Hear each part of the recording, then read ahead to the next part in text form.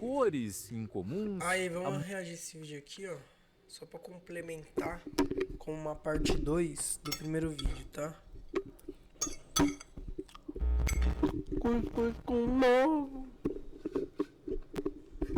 Play.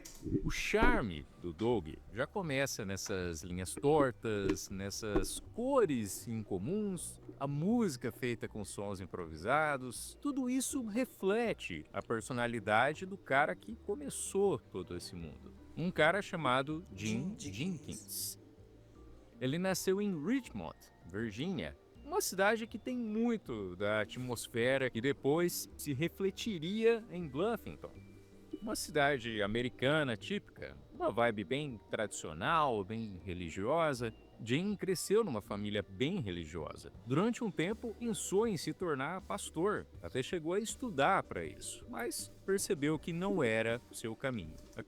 Uau, curiosamente. Acabou entrando numa faculdade em Ohio para estudar cinema e animação. Já formado, começou a trabalhar nos bastidores de programas televisivos infantis, conseguindo emprego no Cube, o serviço a cabo da Warner Brothers que deu origem ao Pinwheel. Lá fazia gráficos para aberturas e vinhetas, e de vez em quando aparecia na frente das câmeras em alguns programas. Jim estava lá quando o pessoal do Pinwheel estava estudando formar o canal Nickelodeon. E também trabalhou em outras emissoras, como a PBS. Ele não mantinha um diário, mas vivia rabiscando um personagem que, para ele, era um carinha genérico que ele desenhava em versões exageradas de situações que aconteceram com ele. Às vezes eram coisinhas cômicas, às vezes um pouco mais dark e melancólicas. Era meio que um alter ego. Seu estilo era naturalmente minimalista. Ele teve passagem pelo estúdio de animação Ink Tank, que fazia comerciais, e que foi fundado pelo cartunista R.O. Blackman, cujo estilo combinava muito com o de Jim e o influenciou bastante. E como o Jim passou a desenhar seu personagem? Olha, mano, que legal, cara. Outra grande referência para ele, que não é surpresa nenhuma olhando o traço dele, mas é Charles Schulz. Essa tendência a ir direto ao ponto Charles nos Schulz. designs. Mano, eu preciso anotar esses nomes, sabe por quê, mano? Eu tô fazendo isso aí, ó. Deixa eu só pegar ali uma paradinha aqui.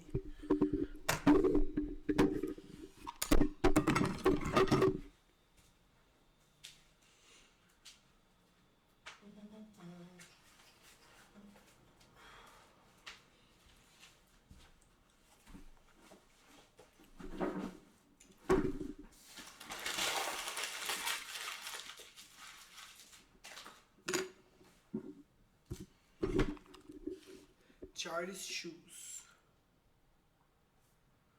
Aí tinha um outro lá pra ver o outro nome não. R-O o Black Man. Charles Schulz.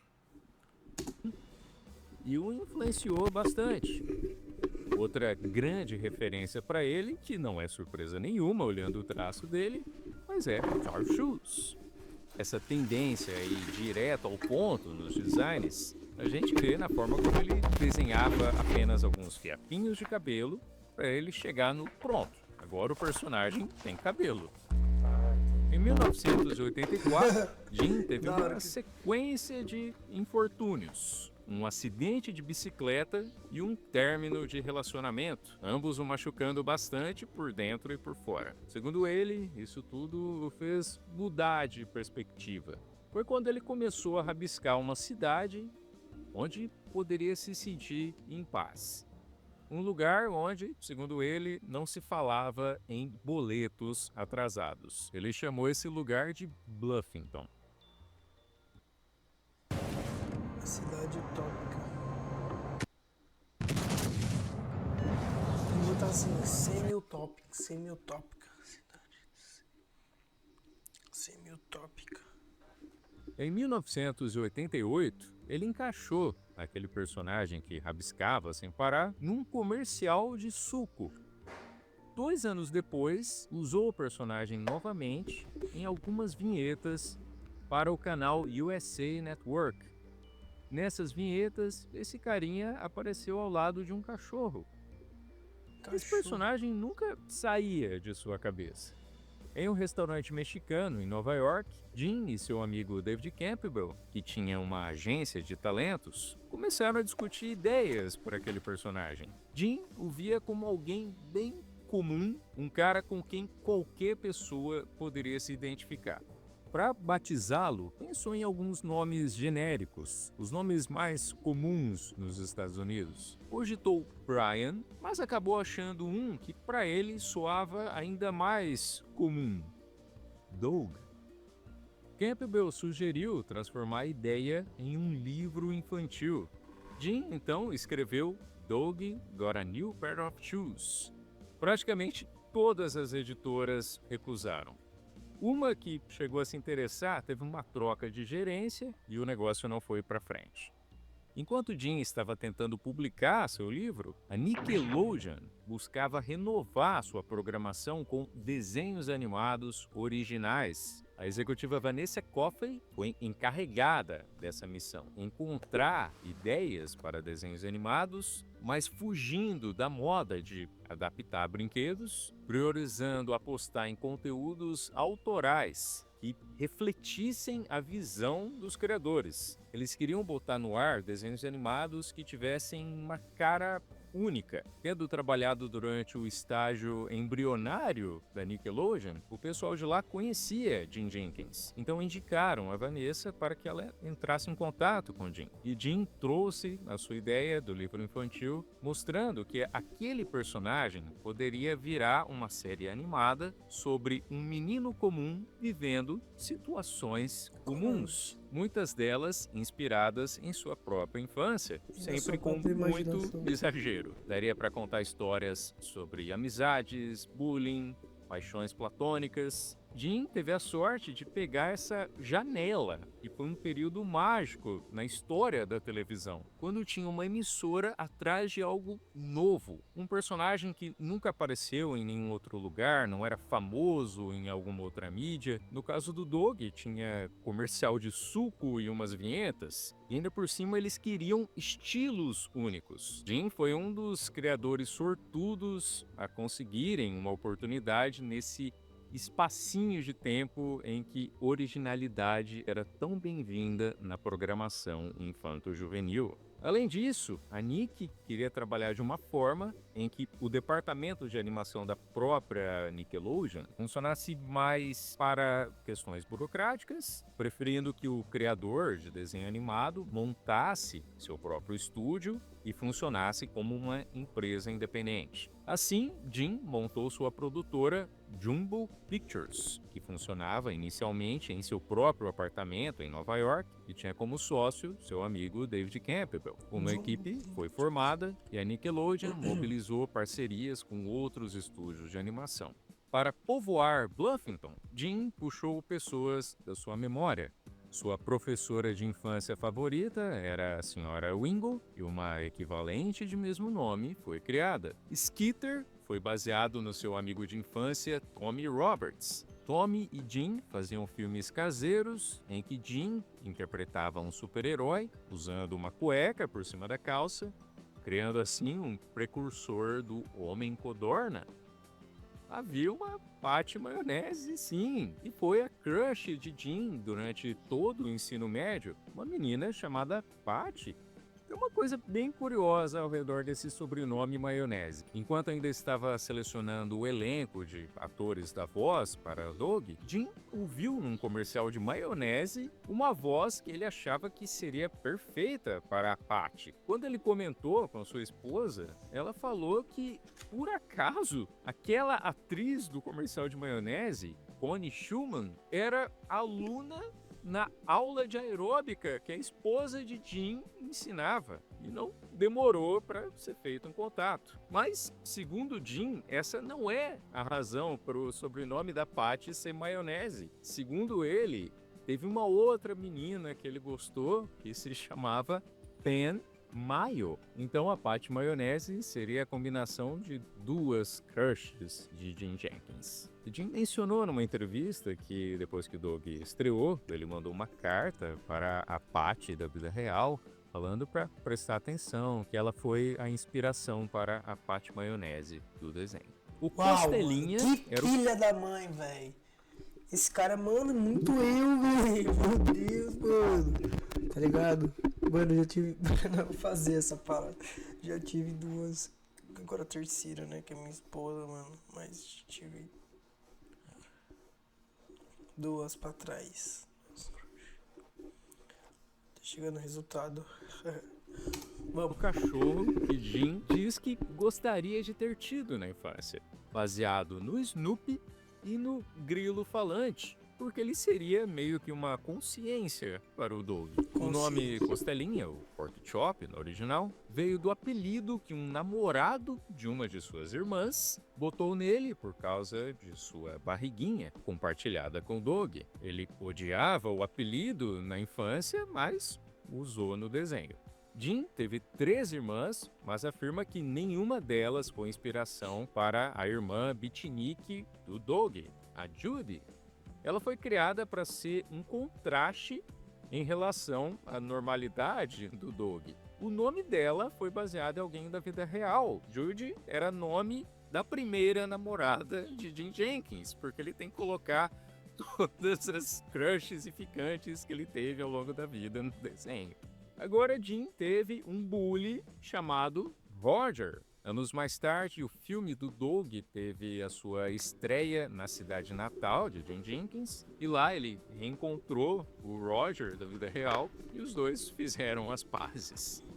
Não teve nenhum Roger na cidade natal de Jim Jenkins, e lá ele reencontrou o Roger da vida real e os dois fizeram as pazes. Não teve nenhum vizinho como o Sr. Jink na infância de Jim. O sobrenome do casal Jink é uma sigla: Double Income, No Kids, renda dupla, sem filhos. Uma explicação para todas aquelas compras de novidades tecnológicas do Sr. Jim. Se você quer criar um app, mas não faz ideia de como programar ou por onde começar, conheça a Base 44. Eu criei um app para seguir hábitos diários que ajudam Renda usuários dupla a sem acompanhar filhos. Uau. A trilha sonora de Doug é uma das mais marcantes da história dos desenhos animados. E para a música chamaram Fred Newman. Fred era conhecido por fazer sons improváveis com a boca e era um especialista em efeitos sonoros. Para ele, todo tipo de som é música e todo efeito sonoro pode facilmente compor uma trilha sonora. Os sons dele caíram como uma luva para o universo desenhado por Jim. Newman percebeu a sensibilidade que havia naqueles traços. Ele e o guitarrista Dan Sawyer vieram com uma trilha sonora que soava meio caseira. O ritmo poderia vir de um saco de papel cheio de arroz ou 2 tênis batendo um no outro. Para alcançar o clima que ele estava buscando, Newman tentou usar itens que uma criança poderia encontrar em sua casa. E Newman empregou seu vasto acervo de sons que fazia com a boca, assovios e simples duru-duru. Tudo entrou como instrumentos na linha de frente, casando com a simplicidade do traço de Jim.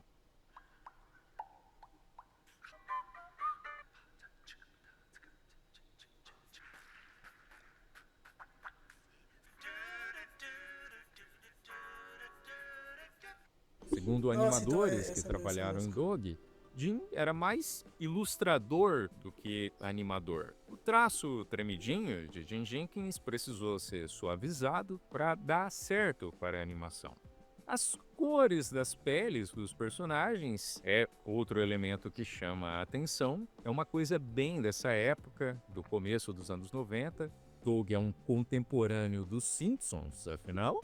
Em entrevistas, quando perguntado sobre esse assunto, da forma como ele conta, todos os personagens foram desenhados sem cores, inicialmente, e aí na hora de sair colorindo todo mundo, Ele pegou a dúzia de tons de pele que tinha à mão, mas também percebeu que tinha mais outras 200 cores à sua disposição. E pensou, eu estou inventando todo esse mundo aqui, então eu posso colocar qualquer cor. As cores de cada personagem foram escolhidas de acordo com o que parecia bom naquele momento. Segundo ele, o Doug ficou com uma cor existente no mundo real porque o coloriu primeiro. Todo mundo na produção de Doug se baseava em um documento que explicava Bluffington com detalhes minuciosos. Tinha informações sobre a história, o comércio, a indústria da cidade. Muitos detalhes que não entraram diretamente no desenho, mas que davam uma base sólida para os roteiristas escreverem histórias dentro desse universo. E tem biografias bem detalhadas de cada personagem. A gente sempre escuta falar sobre brigas entre os criadores e a emissora sobre o conteúdo dos desenhos animados, mas no caso do Doug, Jim teve problemas com a Nickelodeon pelo Doug ser bonzinho demais. A Nickelodeon estava buscando uma cara mais transgressora para os seus desenhos. E Doug era bem mais comportado em comparação aos seus colegas. Teve muitas situações em que ele teve que brigar para explicar por que ele achava que o Doug deveria fazer a coisa certa. Jim sempre quis que o desenho tivesse algumas lições de moral. A questão de falar a verdade para ele era muito importante. Segundo Jim, no mundo adulto, a noção do que é verdade e não é complicada, mas eu não queria debater o assunto. Eu não queria mostrar a ambiguidade do mundo adulto para as crianças. Eu queria mostrar um mundo em que todo mundo levava honestidade a sério. Doug estreou no dia 11 de agosto de 1991. Ao lado das outras duas séries que Vanessa Coffey aprovou. Todos estrearam no mesmo dia, mas Doug foi o primeiro desses desenhos a ser exibido naquele dia, fazendo dele o primeiro Nicktoon. O desenho duraria 4 temporadas na Nickelodeon, antes de mudar de casa e passar por algumas transformações, mas isso já é assunto para outro dia. Tem muita coisa interessante nos bastidores de Doug e eu adoraria fazer um vídeo focando na produção da primeira temporada. Então comenta aí se você gostaria de um vídeo assim. Um abraço e até uma próxima. Legal, mano. E esse foi o vídeo. Tamo junto, hein, mano.